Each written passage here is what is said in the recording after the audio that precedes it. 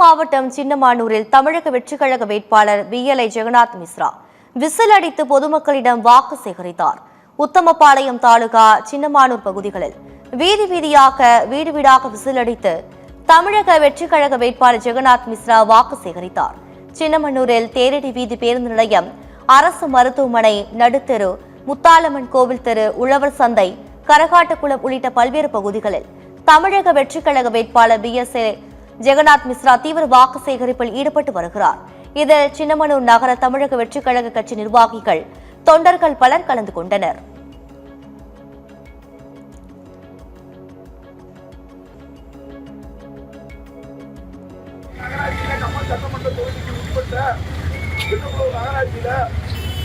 எங்க பார்த்தாலும் சின்னமனூர் நகராட்சி மட்டும் இல்ல,